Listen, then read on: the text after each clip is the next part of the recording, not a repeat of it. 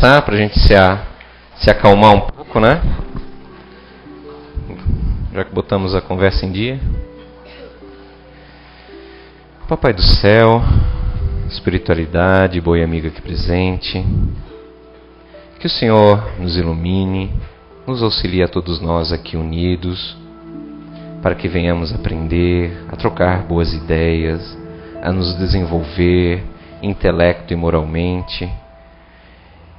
Que a espiritualidade esteja conosco como sempre está, nos intuindo, nos auxiliando, que sejamos claros e que todos nós possamos abrir os corações, os ouvidos, para confrontarmos com conceitos que já temos dentro de nós, a fim de que neste conflito, nesta luta interior, saiamos vencedores de nós mesmos.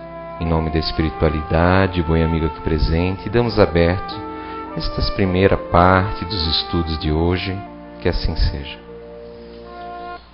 Então, só resumindo, né, pessoal, em relação à aula anterior, então a gente viu como o conceito de reencarnação ela está bastante presente em várias épocas, né, da civilização humana. Eu não lembro, eu comentei com vocês também sobre os gregos, vocês recordam-se? Não? Bem, então, para complementar, a fim de não passar batido, o conceito da reencarnação também está presente na Grécia Antiga, o que nos influenciou bastante, nós, porque a nossa civilização ocidental, passado alguns séculos depois, vai se saborear muito da filosofia grega, né? Nos conceitos de Sócrates, de Platão, de Aristóteles, apesar de Aristóteles não considerar a reencarnação, mas Platão e Sócrates eram reencarnacionistas. Nos livros de Platão, porque vocês sabem, Sócrates não deixou nada escrito, né? Algumas passagens muito nítidas sobre o conceito de reencarnação presente. E antes dos filósofos, os sofistas, lá com Pitágoras, aquele famoso Pitágoras, teorema de Pitágoras, né? Que nos brindou na escola com aquelas dificuldades, não deixou de exame, bendito. Né? Pitágoras também era reencarnacionista. Claro, ele considerava aquele conceito também de metempsicose, que a gente viu na outra aula, de que haveria a possibilidade de transmigrar, né, para um corpo de animal, na qual a filosofia moderna de reencarnação dentro do espiritismo não aceita. Não tem esse conceito de retrocesso de gênero, tá? Entre as espécies. Pitágoras já falava que se recordava até de 5 ou 6 reencarnações, se não me falha a memória, e até para título de nosso conhecimento, ele, como um soldado troiano, se não me falha a memória, como um mercador, como uma esposa de um mercador, vejam, daí temos ali que ele já tinha uma lembrança como um corpo de mulher, né? Então, para vocês verem que o espírito não tem sexo realmente, as experiências, seja na polaridade masculina ou feminina, é de acordo com a necessidade de aprendizado do espírito. E ele vai comentando outros casos. Se é verídico ou não, essas lembranças dele, se há uma imaginação que extrapolou ali do Pitágoras, não é o caso. O caso é que nos serve como ponto de referência para ver quão antigo é o conceito de reencarnação. Se vocês vão lembrar lá dos papiros egípcios que a gente já comentou na outra aula, né? Então, o que nós temos nessa questão de conhecimento de reencarnação? Aí a gente vai dizer, poxa, então da onde veio essa informação da reencarnação? Veio do próprio Livro dos Espíritos. O capítulo 4 do Livro dos Espíritos é cheio de perguntas voltadas à questão da reencarnação. Pluralidade das existências, ou seja, várias existências. Kardec pergunta aos espíritos, na época da codificação, sobre várias questões a respeito disso. Mas, apesar de não estar lá, que Kardec condensou as respostas nas que eram iguais, as que se contradiziam ele excluiu e publicou o livro. Mas nem todos os espíritos que eram consultados eram unânimes, olha que interessante, unânimes na questão da lembrança de uma vida passada. Óbvio, né? Quando a gente larga o corpo físico, ou seja, quando morre, a gente tem determinados fluidos,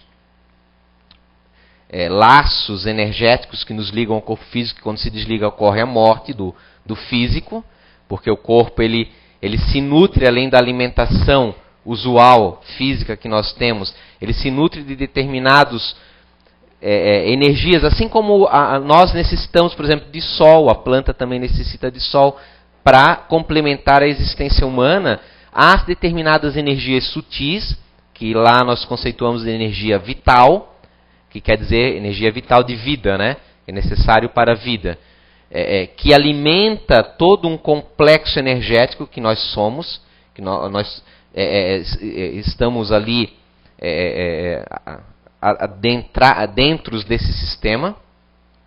Só que esses espíritos, quando saem do corpo, não há uma lembrança automática das vidas passadas. Vocês lembram das crianças que lembram, que são flashes? Quando se larga o corpo físico, não é assim, lembrei, agora lembro de tudo. Não, de forma alguma. Geralmente nós continuamos a ser quem nós somos. Se vocês olharem toda a gama de psicografias que já chegaram até nós, e aí que é importante, nisso Kardec nos deixou uma metodologia para seguir. Você não considerar uma ou duas psicografias de espíritos diferentes como uma lei, como uma regra, mas sim o quê? Sempre fazer um apanhado geral para entender uma lei geral. Então, se nós pegamos toda a obra de André Luiz, que é extremamente detalhada, né, sobre a vida espiritual, todo mundo já deve ter falado de André Luiz aqui. Se não leu os livros, ao menos deve ter visto o filme. Mais fácil terem visto o filme do que lido as obras todas, mas tudo bem. Você vai ver os detalhes que ali constam, mas claro, a gente não pode considerar somente a obra de André Luiz para chegar numa lei geral. Podemos sair de uma hipótese, né? Que a hipótese é como o nome já diz. Você monta uma regra com base em alguns estudos de caso, e aí você vai ter que analisar com outras situações iguais para ver se realmente ela acontece, a fim de chegar numa determinada lei. Isso Kardec, com uma prima, fora de série, chegou a verdadeiras leis espirituais com base nessa metodologia. E aí nós temos obras já com outro médium, Francisco Xavier, André Luiz, Manuel Filomeno de Miranda, através de Divaldo Pereira Franco, outra obra extremamente rica de detalhes. Fora os casos à parte, temos a Zilda Gama, a Ivone do Amaral, temos o Batuíra, temos muitos médios que estamos falando a nível Brasil. Fora todos os outros médios em quantidade enorme em outros países, que vão trazendo informações. Então a gente sabe que o que acontece? Nem todos se recordam imediatamente. Depende do grau de amadurecimento espiritual, o grau psíquico, o grau emocional que esses espíritos já alcançaram. Então um espírito de um assassino, ele continua a ter a sua visão pequena daqueles conceitos de vida e muitas vezes continua do lado de lá angustiado, desequilibrado e praticando as ações que ele sempre achou que eram normais para ele. Ele não se recorda de uma vida passada e porque nem está interessado. O foco dele, mesmo sendo num desequilíbrio, é outro. E aí o que acontece? Muitos pesquisadores, pós-Kardec, William Crookes e César Lombroso, muitos, alguns nem conhecidos, que não ficaram registrados na história, pesquisaram os fenômenos. Né? E muitos desses pesquisaram o quê? Eles pesquisaram as materializações. Aqueles fenômenos em que através de uma energia, que a gente já falou para vocês do ectoplasma, se materializava um espírito. Mas esse tipo de situação, o que acontece? Geralmente são espíritos não tão avançados moralmente. Como é que eu vou dar um exemplo para a gente entender? Por exemplo, um espírito que já tenha desenvolvido a sua capacidade intelecto-emocional plenamente, ele se interessa em educar as pessoas. A partir do momento que a mediunidade de escrita ou de psicofonia ela se desenvolveu no ser humano, ou melhor, se manifestou ostensivamente em grande quantidade, os espíritos superiores passaram a se interessar mais em transmitir mensagens. Porque esse foi o grande objetivo quando começou as mesas girantes lá no passado. Primeiramente, chamar só a atenção do público. A partir do momento que chamou a atenção, que tinha a coordenação desses espíritos maiores, passou-se a surgir as psicografias. Já antes de Kardec mesmo. Tem um livro que é de 1855, da Hermance Dufault, que é uma jovem que na época devia ter os seus 13, 14 anos. Publicou uma obra toda que é a biografia de Joana d'Arc por ela mesma. Cheia de detalhes históricos, muito rico, porque já se perguntava, e quando começou em 1848, a questão das batidas em Hydesville, das mesas girantes, mas só tem mensagens curtinhas, isso qualquer um consegue imitar, né? Os críticos falavam na época. E aí começou a surgir obras mais complexas, como esse da Joana d'Arc, de São Luís, também, que não acabou sendo publicado porque na França eles boicotaram daí. Porque acharam uma afronta à publicação de dados do antigo rei da França, santificado, né? E foi queimada essa obra. Talvez hoje já tenha edições a respeito disso. E o que acontece, então? Voltando um pouquinho. Esses pesquisadores começaram a estudar essas materializações. Então, esses espíritos que se apresentavam, muitas vezes, quando não havia um interesse mais nobre, mais sério, meramente de pesquisa, meramente de querer botar o espírito num tubo de ensaio, os espíritos superiores não se faziam presente. Espíritos superiores no sentido de avançado moralmente. Eles não estavam à mercê da vontade de nós, seres encarnados. Então, muitas vezes se apresentava, assim como pessoas que são muito crédulas, ingênuas, que querem acreditar em algo, são enganadas por charlatões, aqui na vida mesmo encarnada, né? Pela sua própria ingenuidade, pela sua vontade imensa de... Por exemplo, quantas pessoas escutam no dia a dia enganados pelo famoso bilhete premiado? Nossa, como é que pode ainda hoje acontecer? A pessoa quer tanto acreditar naquilo que ela se deixa ser enganada na ingenuidade dela. Capaz que alguém com um bilhete premiado vai... né? É tão lógico para nós, né? Mas a pessoa se deixa enganar. Pois bem, muitos desses espíritos não é que eram maus. Alguns enganavam e alguns... não sei se foi aqui no curso ou foi numa palestra que eu comentei de um espírito que certa feita ele se apresentou numa sessão de psicografia se mostrando como se fosse de um espírito superior. Mas ele queria apenas fazer falar aquele espírito que estava ali, estava quietinho no canto. Então não são espíritos cruéis, malvados, né? Como a gente costuma rotular. Muitas vezes eles querem ser úteis, mas ainda não têm condições plenas de serem verdadeiramente úteis. E aí, quando um espírito desse era confrontado por esses pesquisadores e perguntado, mas você lembra de uma vida anterior a essa? Não me lembro. E alguns, inclusive, levianamente, porque nós somos assim, se eu não lembro, então não existe esse negócio. Alguns levianamente respondiam, esse negócio não existe de vidas passadas. Porque alguns desses espíritos não existe uma lei. Alguns, vocês viram as crianças, alguns reencarnam, desencarnei aqui, já estou reencarnando logo em seguida. Alguns, até como aquele menino, falavam, olha, Deus me mandou de volta. Tinha uma intuição, ou eram de mentores, possivelmente, que lhe orientavam e lhe colocavam novamente numa nova encarnação. Outros, existem reencarnações compulsórias. Compulsórias nada mais é que obrigatórias. Que não têm conhecimento nenhum sobre o planejamento da sua reencarnação. Apenas por leis magnéticas são jogados a uma nova vida carnal. diante de uma determinada situação. Outros perambulam pelo mundo espiritual desorientados, às vezes décadas ou até séculos. Há casos também assim. Porque de uma forma, porque de outra, nossa, é muito variado. As histórias são histórias pessoais. É muito difícil você criar uma regra para entender, botar todos esses casos variados numa única situação. Não tem como. Não dá para botar esse tipo de receita para isso.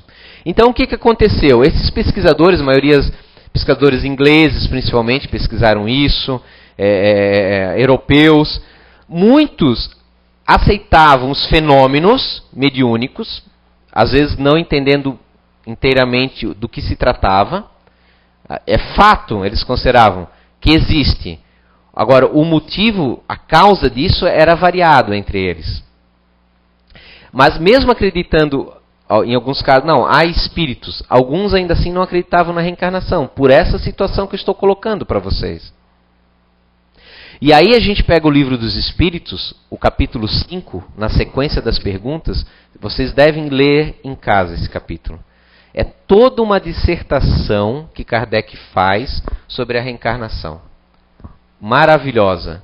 Ali você vê a grandiosidade do mestre Lyonês ali. É de uma primazia só ali. Então é importante vocês saberem isso. Que às vezes não é qualquer espírito que vai dizer para vocês, a reencarnação existe. Alguns até vão dizer, isso não existe, porque eu não lembro. Então, se eu não lembro, o universo gira ao meu redor, não existe. Ponto final. Tem casos de um livro, Francisco Valdomiro Lorenz. Francisco Valdomiro Lorenz, ele foi um grande médium, ele foi contemporâneo de Eurípides Bassanufo, outro grande médium de Sacramento, em Minas Gerais. Mas o Francisco, ele morou, ele não era brasileiro, ele veio de uma região que na época era a antiga Tchecoslováquia, por ali, se não me falha a memória. Ele foi morar na região ali, não em Porto Alegre, mas uma região próxima ali no Rio Grande do Sul. Esse homem, eu já tinha falado para vocês, ele falava em torno de 80 idiomas e dialetos. Ele foi um pedagogo, ele teve uma escolinha primária, ele foi homeopata, publicou muitas obras, não só espírito, mas de cunhos variados.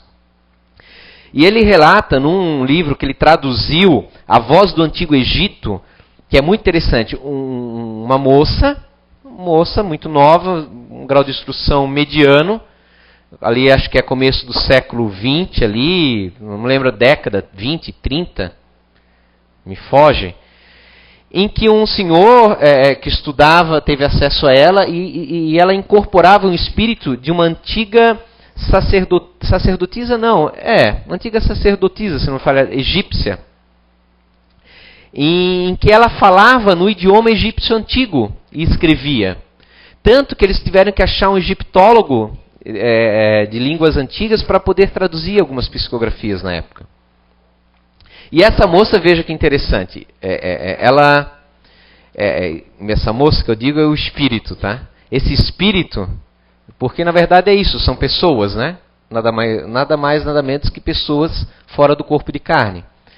Ela narrava que estava há séculos no plano espiritual, continuava ainda imersa na ilusão dela de vestimentas, não é sacerdotisa. Como é que é o nome no egípcio antigo? Tem o faraó. Como? É uma rainha, sim. Né? Não me falha o termo que se usava. Não era Cleópatra. Cleópatra foi um personagem, não era... Era um personagem, mas não lembro a titulação. É tipo a rainha, né? Tinha o faraó, que é o rei, e tinha a rainha. E ela ainda se encontrava, todos esses séculos depois, ainda imersa nesse personagem. E para ela não existia reencarnação. Isso me chamou a atenção quando eu li o livro. Um grau de intelectualidade grande, tá? Com várias informações espirituais, mas não a questão da reencarnação. Só que aí você vê o seguinte, apesar do grau intelectual dela elevado, ela ainda, você percebia Isso que é interessante vocês quando lerem uma coisa. Percebia-se que ela ainda estava presa a uma certa vaidade humana ali presente. E aí a questão é o seguinte, que é possível, e é bem possível, que ela não tenha ficado esses séculos todos presos a essa reencarnação. Ela tenha tido outros reencarnações após isso, tá? Mas como o orgulho quando a gente diz, é muito grande, a gente não aceita, são as reencarnações que geralmente a pessoa está revoltada. Às vezes você encontra assim um mendigo que parece ter uma paz e um outro extremamente revoltado, na mesma condição, vamos dizer, com duas condições paupérrimas de vida, né? Geralmente um aceitou aquela situação da reencarnação e o outro está revoltado. Quando desencarna, automaticamente ela retoma a condição que ela é de fato dentro dela.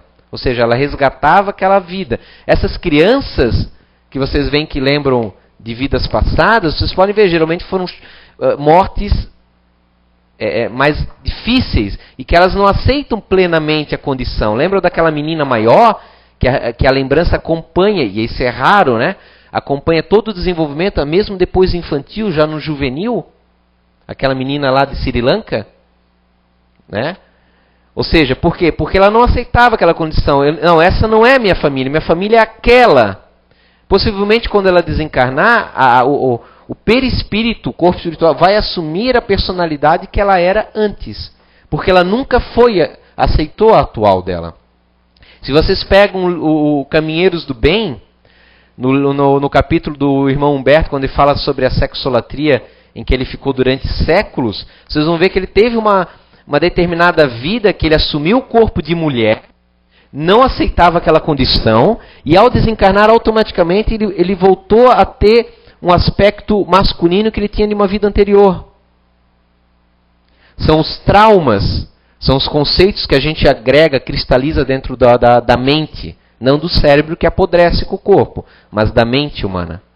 Porque se nós fôssemos cérebro, como é que essas crianças lembrariam de uma vida que não lhes pertence? Que aquele cérebro jamais vivenciou. Não, a informação que nós temos, então, não fica exclusivamente dentro do cérebro físico, mas sim alcança outros patamares sutis, que ainda não compreendemos plenamente, é verdade? Nós temos que pesquisar, apesar de toda a pesquisa que teve já durante todas essas décadas, enorme, ainda temos que pesquisar muito mais. O que nos atrasa é o fato de que os nossos conceitos, nossos preconceitos. Ah, não, isso não existe, então não vou pesquisar. Não, é porque eu li no livro dos Espíritos que é assim, então não podemos mais pesquisar a respeito disso. É assim. Não. O Espiritismo não proíbe nada, são as pessoas que acabam criando seus preconceitos e proibindo as coisas. Pelo contrário, Kardec mesmo falou, o dia que a ciência comprovar que estejamos em algum ponto errado, abandonemos aquele ponto, ou toda a doutrina, se for o caso, e sigamos com a ciência. Se vocês lembrarem, o que a igreja falava sobre a criação? Havia sido ocorrida literalmente como está na Bíblia. 6 dias de criação. E ela temou muito tempo nesse aspecto. Precisou de alguns séculos, de alguns pesquisadores, até que comprovassem plenamente, através dos instrumentos astronômicos, que não, que a Terra gira, das pesquisas de fósseis, das pesquisas geológicas, para que ela largasse um conceito infantil, errado, e, com muita humildade, aceitasse a nova ideia que realmente a criação levou milhares, milhões de anos. Bilhões, se nós considerarmos desde a formação do planeta. Que é a realidade, né, da vida. E aí, o que acontece? Hoje a reencarnação não é aceita também ainda por essa cristalização em ideias antiquadas. Mas o que é mais justo no final das contas, né? Alguns falam, não, é terrível, por que Deus nos obrigaria a voltar numa nova vida de sofrimento? Caramba, mas o que é mais justo? Você poder voltar para refazer os passos e poder reparar erros e encontrar a felicidade à frente? Ou então, porque eu errei, esses que falam assim, né? Eu ser eternamente castigado sem apelação. Um julgamento sem apelação. Porque o que é o inferno, né? Senão uma punição eterna, nesse conceito infantil, teológico. E aí reclamar porque Deus nos obrigaria a voltar a uma vida de sofrimento? Pelo contrário, é uma questão de ponto de vista. A criança que vai para o dentista, para ela é a morte. Mas nós sabemos que não é, ela não compreende isso ainda. Nós a obrigamos por um bem à frente. Melhor que passar depois a juventude desdentado, né? Já pensou? Mas ela não tem essa visão, é que nem nós não temos essa visão para abarcar o que nos parece algo terrível, não é, muitas vezes.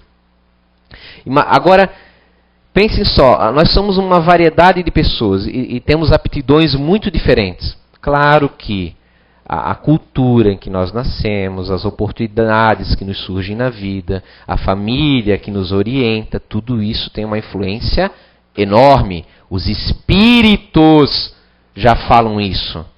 Muita gente diz, os espíritos falam que todos os nossos talentos são frutos de uma vida passada. Mas e aquele ali que aprendeu tal coisa? Não, eles nunca disseram que exclusivamente é isso. Quando falamos que nós temos talentos ou aptidões que nos vêm de vidas passadas, são para mostrar que crianças, muitas vezes, já pequeninas, demonstram aptidões que são inexplicáveis dentro do meio que estão. Por exemplo, tem um menino indiano, nascido numa aldeia paupérrima, de condições, que com 7 anos já fazia cirurgia. Uma menina queimou a mão na aldeia, os dedos não conseguiam mais, ele foi lá, abriu os tendões, mexeu nos tendões, e a menina, depois de um tempo, voltou a ter o movimento dos dedos. 7 anos, esse menino. Me recordo que com 12 anos ele conseguiu daí uma bolsa e foi estudar medicina. Já estava estudando. Vê, 7 anos, inexplicável dentro esses gêniozinhos, né? Precoces. Como explicar isso, então? Vamos dizer que a gente pegasse pessoas, isso está até um raciocínio do Kardec muito interessante. Várias pessoas, como aqui, de 1, de 3, de 5 anos até 70, 80 anos. E nesse momento a gente botasse um véu que todo mundo esquecesse seu passado. Todo mundo acreditasse que existiu a partir desse momento. E aí nós teríamos uma quantidade enorme de pessoas com as aptidões mais variadas. Alguns com atitudes infantis, outros maduros, outros com conhecimento X, outros conhecimento Y, com capacidades emocionais tantas, com capacidades manuais diferentes. Como explicar daí isso? Agora, se soubéssemos, se tirássemos esse véu e conseguíssemos ver toda a história de cada um, aí ficaria tudo mais fácil de entender. Veremos que aqueles que sabem mais, nada mais tiveram do que mais tempo de experiência do que aqueles que sabem menos. Tendo também, obviamente, aqueles que, já com uma idade um pouco mais, de repente por preguiça, não quiseram se aperfeiçoar. Entre os espíritos é a mesma coisa. Todos nascem simples, ignorantes de tudo. Têm as mesmas oportunidades. Mas alguns avançam mais rápido e outros menos, porque se empenham mais, se esforçam mais. Alguns ficam estagnados, porque o espírito nunca retroage. Ele nunca volta numa condição. Quando, por exemplo, um espírito foi um rei, foi um industrial, foi um operário, e numa outra existência ele pode voltar numa situação de operário, de escravo, na época que havia escravidão, dos mais variados. Isso não é retroagir. Quando a gente fala retroagir, o espírito é moralmente. Ele não retroage moralmente. As posições sociais são meramente oportunidades de aprendizado. São experiências. Porque ninguém tem condições de saber tudo sobre tudo numa única existência.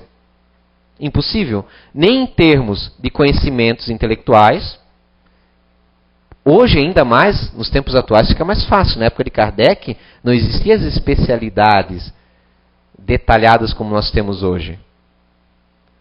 O conhecimento era mais genérico.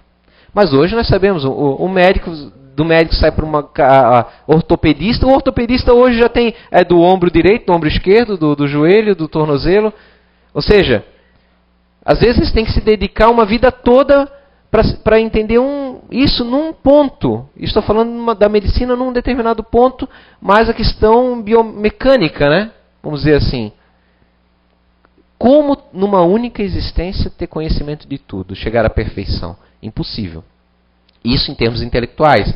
Mas os Espíritos já nos falam que para chegarmos à perfeição é ciência e moralidade. E a questão emocional aí, como é que fica? É muito fácil você achar que tem paz interior se você é uma reencarnação de um monge lá no coitado do Nepal agora, que sofreu um terremoto gigantesco, 900 pessoas desencarnaram. Mas você está lá no alto de um monge, não tendo isolado das situações do cotidiano, então é fácil você, de repente, ser bom. Chega uma visita e outra, e aí você consegue tratar com delicadeza, até porque é uma coisa que não costuma acontecer. É que nem, por exemplo, quando você sai de casa. É mais fácil lidar com os parentes que nos visitam, porque eles têm hora para chegar e hora para ir embora. E aí costuma-se dizer, nossa, como ele mudou depois que saiu de casa. Será que nós mudamos? Ou é mais fácil de nós administrarmos os nossos conflitos familiares nessa situação? Agora volta para morar junto. Como é que vai ser? E aí você pode pegar de repente um monge desse e ele tem, numa reencarnação mais à frente, você vê que ele foi um bandido ou até um assassino. E aí você pensa, mas como? Os Espíritos falaram que não retroage moralmente. Mas é que lá, dentro dele, ele não era de fato moralmente elevado. O meio, veja como o meio é importante. O meio lhe bloqueava as manifestações, as imperfeições que ele tinha dentro dele. E lhe foi favorável, de repente, lapidou muitas falhas. Quem sabe ele não seria, em vez de um ladrão ou de um assassino, um serial killer. Se não fosse por aquela existência. Mas percebem, não há um retrocesso aqui. Aparenta aos nossos olhos, quando a gente enxerga as coisas com foco pequeno, que é. Mas muitas vezes não é. O que acontece é que assim como o espírito ele evolui, os planetas também evoluem. Então tem categorias de evolução. Por exemplo, uma criança que está na primeira série, ela não pode simplesmente ir para hoje pode, né? Mas antigamente não podia ir para a segunda série se ela não tinha condições de estar na segunda. Não sabia pelo menos o básico. Não precisava ser perfeito. Não precisava tirar 10, né? Mas tinha uma média. Aquela média seria o básico que ela necessitaria saber para poder acompanhar a segunda série. No planeta também é a mesma coisa. Nós, às vezes, temos várias experiências para nos aperfeiçoar, mas se nós não alcançamos determinado limiar de condição magneto-espiritual, não há como nós irmos para um planeta melhor. Porque existem mundos mais avançados que a Terra, como existem mundos mais primitivos também. E mesmo a Terra, se vocês lembrarem, porque assim, quando uma criança entra numa série, uma escola, vamos ver a primeira série, vamos nos basear por isso. O primeiro mês, ela é uma criança com determinada evolução. Ao término do primeiro ano, já é outra graduação que ela se encontra, mesmo estando na primeira série. Eu não sei se estou me fazendo entender. Ela começou analfabeta e termina alfabetizada. O planeta não é a mesma coisa, se você lembrar dos Neandertais, do Homo erectus, até chegar ao Homo sapiens. Né? Com o Homo sapiens chegou à intelectualidade, porque os espíritos não têm inteligência plena quando nascem. Nós nascemos com essa inteligência, essa autoconsciência, ela vai surgindo bem aos pouquinhos na evolução do ser humano. E precisa do plano físico para evoluir nesse estágio inicial da nossa existência. Agora pega lá os primeiros homens civilizados. Vamos lá pegar lá Mesopotâmia, lá a cidade de Ur, quando começam as primeiras grandes civilizações.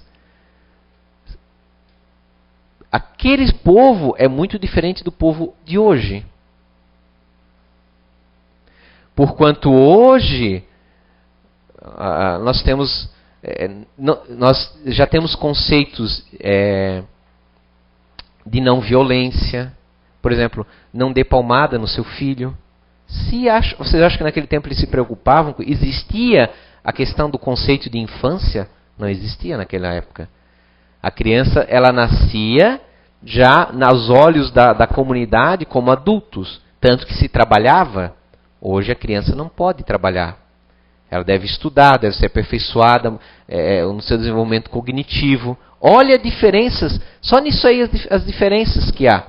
E é o mesmo planeta que tem evoluído gradativamente. Está chegando a um ponto que vai mudar de série. Mas, e aí o que acontece? Muitas vezes. Nós, às vezes, não evoluímos, estamos estagnados moralmente. Planetas que estão na mesma série, no mesmo estágio, tudo no universo está se conectado. Então nós, às vezes, não tivemos todas as nossas vidas na Terra. Não tivemos aqui, sempre na Terra.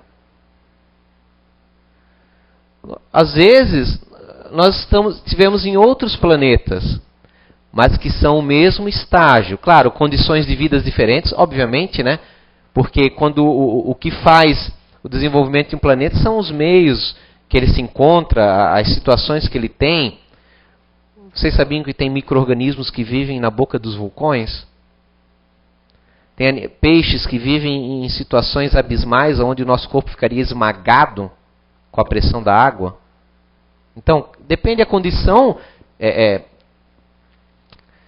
corpos físicos diferentes, obviamente, mas moralmente estão todos no mesmo estágio. Todos no mesmo estágio. E a gente, às vezes, vai para estágios diferentes. A revista Espírita do Kardec está cheia de espíritos que comentam sobre isso. Alguns estão na primeira vida aqui na Terra. Mas não que são espíritos primitivos. Às vezes estão moralmente melhores do que nós, ou piores. Isso não é uma regra. Por que piores? Mas não é a mesma série, mas é questão que um está há 1 mês na série, o outro já está no 9º mês. Esse aqui não sabe nada do alfabeto, esse aqui já sabe o ABC. Por isso que... mas como é que pode um espírito inferior vir para a Terra? Então ele vem para o mundo mais elevado? Não é que é mais elevado. Lembra daquela faixa que eu falei, aquela faixa evolutiva que eu falei uma vez para vocês? Que tem vários graus dentro delas. Elas compõem uma faixa de rádio, por exemplo, né? Temos várias frequências. O FM, o AM, né? O VHS, e assim vai.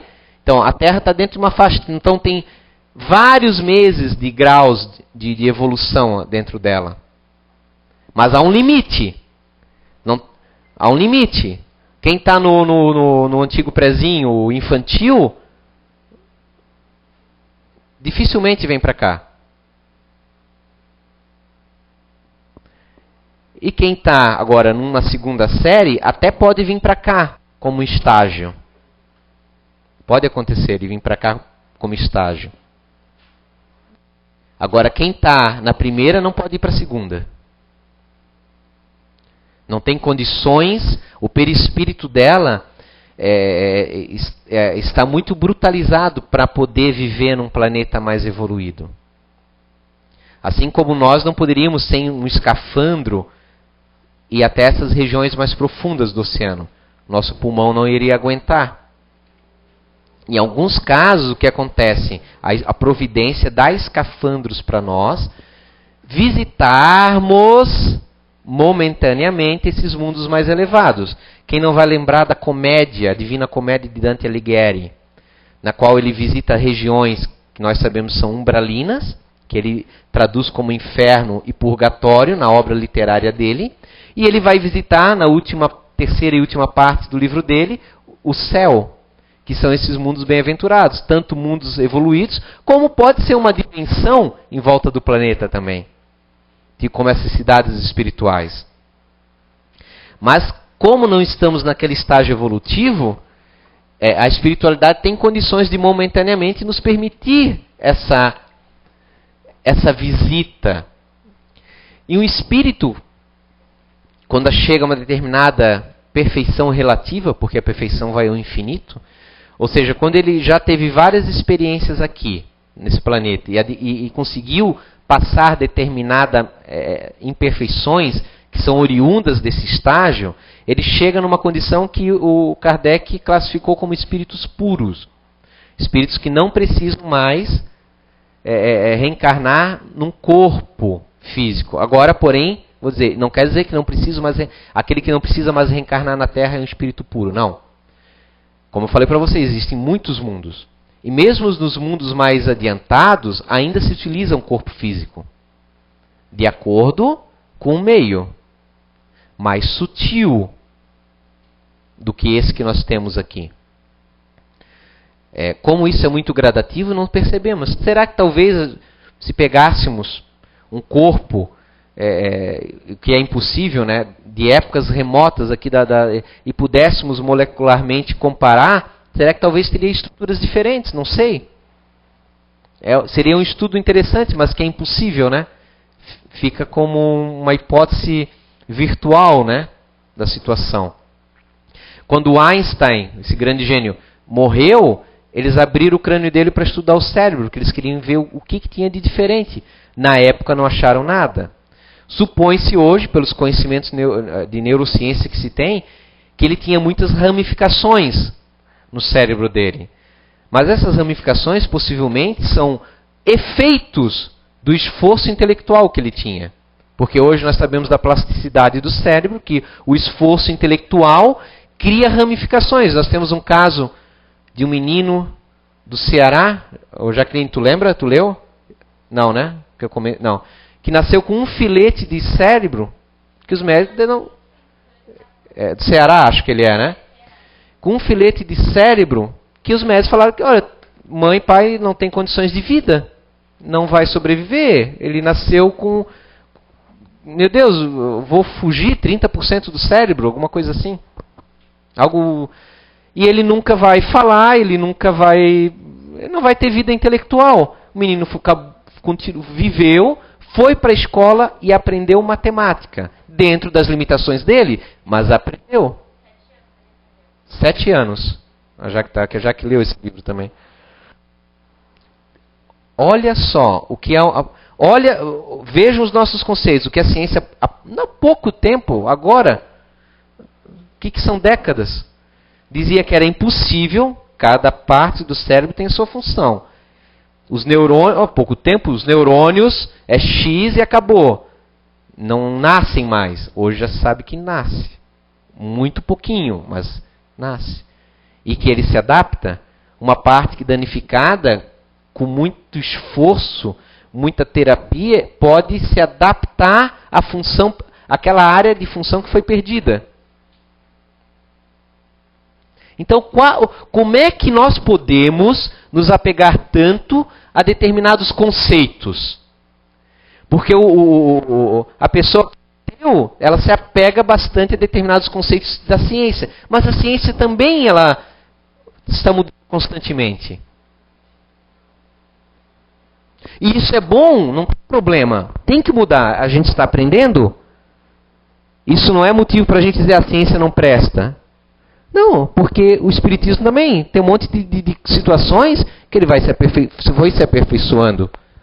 Aos poucos, vai ter que mudar a pilha depois. Aos poucos. O problema não é... A gente não pode querer estar certo para sempre. Porque é ficar estagnado. É acreditar nos 6 dias da criação, acreditar que os neurônios não nascem mais, ou que, poxa, você só tem 30% do cérebro, então você está morto. Tudo é muito relativo para a gente se agarrar a um conceito e dizer que esse é o certo e tudo mais é errado. Cuidado com isso. É preciso estudar, ponderar, ter bom senso. Também não é aceitar. Porque o Kardec, quando vocês lerem esse capítulo 5 fabuloso, que eu falei para vocês, vai dizer, dá tudo, ele acredita na reencarnação porque tem uma lógica, não porque os espíritos disseram para ele que é assim. Porque se não tivesse lógica, ele não iria acreditar. Mesmo que viesse um espírito de Jesus falar para ele. Claro, ele não falou isso, eu estou exagerando agora. Mas precisa ter coerência, até porque pode ser um farsante o espírito que se apresenta. E mesmo que não seja, que tenha boa vontade, é a interpretação de uma pessoa. Porque o espírito nada mais é que uma pessoa. Mas é claro que se vem aqui uma pessoa que é, vamos dizer, um Einstein da vida, eu vou escutar. Porque eu sei que o que ele fala tem coerência. Ele tem credibilidade no que fala. Pelo trabalho todo que ele teve numa vida. Pelo quem ele é. Não por causa de um título que ele tenha. Mas pelo esforço, pela pessoa que ele é. Aí se vir um bêbado me falar, eu já não vou dar tanta credibilidade. Porque a pessoa não tem nem capacidade de autodomínio, quanto mais eu vou considerar. Eu vou escutá-lo tudo, posso até ponderar. Mas não tem a mesma credibilidade de outro que se esforça o dia a dia, que demonstra, né, as suas aptidões com coerência. Só uns casos para vocês verem assim dessa questão, como a reencarnação. Porque assim, Kardec, certa feita pergunta, por que alguns filhos se aparentam, não fisicamente, mas na personalidade, nos gostos, nas aptidões com os pais, né? E aí os espíritos falam, o que vem do corpo é do corpo, o espírito é do espírito. Alguns desses que se aparentam são espíritos afins, simpáticos. Vocês viram lá nas crianças, lembram? A gente agora vai resgatar os fatos. Reencarnando na mesma família, nem sempre, como da Sri Lanka. Mas reencarnando na mesma família, muitas vezes nós não estamos tendo a nossa primeira reencarnação na família que estamos. Não é uma regra. E aí, o que acontece? Nós já tivemos gostos em comum, estudos em comuns e nos encontramos com trejeitos comuns. E aí que às vezes aparenta que um filho tem os mesmos gostos, as mesmas aptidões intelectuais, artísticas, que seja, emocionais do pai ou da mãe. Porquanto são espíritos afins, mas não é regra. Porque na questão seguinte, os espíritos também colocam a seguinte questão. Às vezes é o mesmo espírito que reencarnou do avô para o filho, ou de um tataravô para a sequência, que traz em si as aptidões adquiridas. Nós não perdemos, está na mente. E se reflete o quê? Em intuições, em ideias inatas, em talentos. Mas aí eles colocam uma outra situação. Nem sempre é assim. Para nós não nos apegarmos a uma regra. Porque às vezes um que foi senhor, porque na época que eles estão respondendo para Kardec ainda havia a escravidão, um que é senhor hoje, numa vida seguinte pode ser escravo. E até justo, para sentir na pele o que ele causou aos seus irmãos. Como escravo, ele terá outra cultura, outros gostos totalmente diferentes do que ele tinha como senhor. Então, parecerá ser uma pessoa totalmente diferente. O meio, lembra do santo que eu falei ali, do monge? E depois reencarna no meio de uma favela cheia de bandidos e pode se tornar um bandido. Porque não é a aparência de fora que diz a moralidade da pessoa que ela conquistou. Poderá ajudar a inibi-lo. E de repente lá ele terá em alguns momentos umas ideias, tipo, poxa, mas isso que eu estou fazendo não é certo. Ah, mas eu tenho que fazer, ninguém vai fazer por mim? Né? Aqueles conflitos interiores. Mas são essas ideias inatas adquiridas, acumuladas, sem falar, claro, de que os conselhos também que recebemos. Então os espíritos, no capítulo 4 do livro dos Espíritos, colocam todas as situações. Poderá ou não, numa reencarnação seguinte, continuarmos a termos as aptidões, poderá ser bloqueado essas aptidões. Por exemplo, você pega um cientista, que ele quer ajudar as pessoas, vai estudar sobre o câncer. Como esse menino indiano que eu falei para vocês. Que ele está estudando uma determinada doença. Já com 12 anos falou que eu vou achar a cura para essa doença. E aí o que acontece? Se ele é possivelmente um espírito já com uma sensibilidade moral mais desenvolvida, para com essa infância já ter essa visão macro da vida, esse interesse em ajudar a comunidade. Ele pode se dizer, mas ele nasceu na Índia, só tem miséria, claro que ele vai querer. Quantos outros milhões, bilhões de indianos não pensam dessa forma? Aí você vê que o meio tem influência, mas o que você vai fazer em interpretar o meio vai depender da sua evolução já. Enquanto uns veem desgraça, então eu tenho que roubar, só me sobra essa opção. O outro vai ver, eu preciso ajudar. E aí ele começa a se interessar por isso, como sendo um espírito. Se ele viesse, de repente, com o emocional dele muito pleno, com uma mediunidade, talvez ele escambaria para um lado religioso. Muitos cientistas, que até se consideram ateus, mas que parecem ser mais cristãos do que nós todos juntos, nas suas atitudes, muitas vezes eles escolhem vir num meio castrador de religião, porque se eles viessem em qualquer meio favorável, o amor deles é tão grande que eles acabariam abandonando ou não exercendo 100% a ciência para se dedicar de repente a movimentos caridosos pelo mundo. Como nós vemos tem muitos europeus que fazem isso hoje. Americanos que estão em condições, nos seus países, de bem com a vida, tranquilo, mas não conseguem dormir em paz. E vão para a África, os médicos sem fronteiras.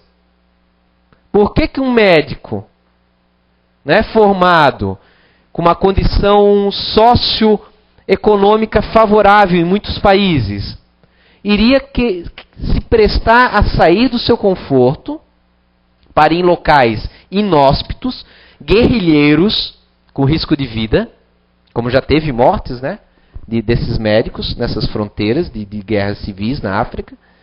Para isso, se não houvesse um sentimento inato dentro deles para isso. Agora imagine ser cientista, que ele tem que achar a cura de uma doença para nós. Tem condições evolutivas para isso. Se ele não viesse bloqueado esse lado religioso, ele não conseguiria dedicar 100% da sua vida para isso. Então, há sim talentos que são adormecidos, que podem ser adormecidos numa determinada existência. E aí muito se discute, ciclano é reencarnação de fulano.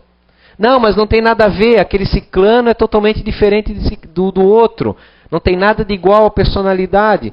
Poxa, nós sabemos, até pelos conhecimentos de bases psíquicas que tem, que ele pode optar, quando o espírito já é desenvolvido, ele planeja plenamente a reencarnação. Inclusive a base psicológica que ele precisa vir para fazer aquela função, aquele determinado. Muitas vezes nós, por exemplo, levantamos, hoje eu vou pintar a casa. E eu pego as ferramentas adequadas para pintar a casa. Eu não vou de terno e gravata, como se eu fosse indo para uma festa de casamento. Eu boto as vestimentas adequadas para exercer aquela função. O espírito elevado, ele já pode também planejar com essa riqueza de detalhes. Para essa vida eu preciso tal família, preciso tal país, tal cidade, tal condição. Eu preciso estar próximo de tais pessoas, ter tais dificuldades, tais situações. Eu preciso me recordar do meu conhecimento através de intuição de tal e tal que tive, e preciso ter uma visão prática da vida.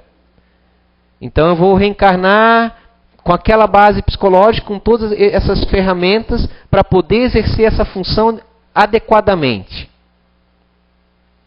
Aí a gente perguntaria, poxa, por que todos nós não podemos ter isso, dá um violino para cada um de nós. Quem não sabe tocar violino, não vai adiantar. Um que recebesse toda essa... se mais auxilia quem mais sabe. Por quê? Quem mais sabe é porque tem méritos. Lá não tem compra, não tem mensalão do outro lado. Não acontece isso. Lá é mérito de fato. E aí o que acontece? Muitas vezes, se nós ganhássemos esses, nossa visão seria um privilégio, mas não é, é mérito, nós usaríamos de forma incorreta. É como dar uma faca para uma criança na primeira infância. Ninguém faz isso, ninguém é louco. Em vez de usar para o bem, para cortar, ela pode até se machucar, ou machucar os outros. A visão é muito mais abrangente. Só para finalizar, por exemplo, para vocês lembrar, a criança prodígio mais comentada é Mozart, né? Mozart, com 6 anos, ele tocou piano para a rainha, tocou um dos seus primeiros sonetos com 6 anos de idade. Mas nós temos casos atuais, que é muito interessante, que eu fui buscar para trazer. Tem um coreano chamado Kim Yong-jung, que com 4 anos ele já conseguia falar e ler japonês, coreano, obviamente, também, que ele é coreano, alemão e inglês. Aí eu pensei, quando eu comecei a pensar, o japonês, porque tem uma ligação ali com a língua coreana, mas o alemão e o inglês, totalmente diversos da cultura dele. 4 anos. Aquele indiano que eu falei para vocês, Jaswal, o nome dele. Um outro, que ainda hoje ele já é adulto, tudo, já com uma certa idade, Saul Aaron Kripke. Ele é considerado hoje um dos maiores filósofos vivos na atualidade. Ele, na 8ª série, ele já era considerado, quando estava na 8ª série, né, já era considerado um mestre na área de geometria e de cálculos. Com 6 anos ele já resolvia cálculos. Depois ele se interessou por filosofia, onde ele seguiu essa linha de filosofia. E aí tem um dos mais interessantes, que é considerado um dos maiores QIs do mundo, que é o Kevin Michael. Ele com 10 anos, com 6 anos, ele já... até vou comentar, é incrível isso. Ele com em torno de 9 meses, ele já sabia ler e escrever. Com 6 anos, ele já tinha o conhecimento equivalente, como se fosse o conhecimento que as crianças têm de ensino médio. Ganhou uma bolsa de estudo e com 10 anos ele se graduou em geologia. Ele ficou famoso principalmente a vida dele, porque quando mais à frente, quando ele ficou adulto, ali, sei lá, acho que era 17, 18 anos, ele participou desses reality shows. Você já deve ter visto um filme, mas o filme não retrata ele, tá? Quem quer ser um milionário, ele ganhou esse concurso, mas eu acho que na época era a AOL, né? Lembram daquela empresa AOL, que tinha antigamente, que patrocinou, ganhou $1 milhão. Que foi o primeiro colocado nesse campeonato que teve. Então assim, cara, por mais que o meio seja favorável, não explica a capacidade. E agora, quando tu vê a história deles e o meio desfavorável, alguns não, alguns dos pais eram também pessoas inteligentes, mas outros, como desse indiano e outros casos, que aqui são os exemplos, em meios totalmente desfavoráveis, trazem uma aptidão enorme.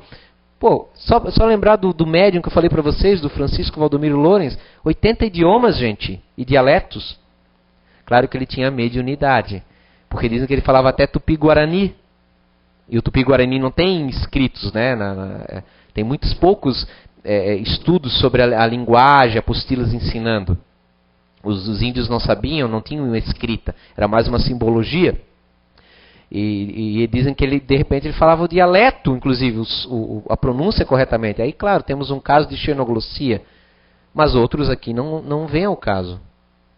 Não é o caso. Então, são também provas indiretas da reencarnação, se a gente usar a lógica, se a gente pensar com profundidade. Tá? Na próxima aula, eu gostaria que todos lessem o capítulo 5, tá? Todos lessem o capítulo 5 do Livro dos Espíritos. Tá? Quem está aqui pode comprar ali na livraria, ou pode pegar na biblioteca o Livro dos Espíritos, ou pode ir no sebo da cidade lá, acho que é 5 realzinho. Vai lá e com 5, 10 reais tu compra um livro dos Espíritos. É 10? Então. Então compra aqui, então, melhor ainda. Leia. Não, hoje não vai dar tempo, tá? Que eu já extrapolei o horário. Então, o que eu vou fazer? A próxima aula, tá? Tem que ler o livro e em casa todos escrevam algumas questões. A próxima aula vai ser só perguntas e respostas, tá? Para tirar dúvidas de tudo que a gente viu, para a gente fechar o tema reencarnação, tá? Quem tiver boa vontade, leia o capítulo 4 também. São todos capítulos curtos, tá? São poucas questões. Em 15 dias vocês leem o capítulo 4 e o capítulo 5. Com base nisso, vocês escrevam perguntas e a gente vai responder na outra aula, ok? Pode falar nisso. Pessoal, tem cachorro quente, vocês sabem hoje, né? Aí a entrada vai ser por essa porta aí, tá? Quem tiver aí perto, aí só o Cid e o seu Luiz, só os dois podem tirar a cadeirinha daí, tá?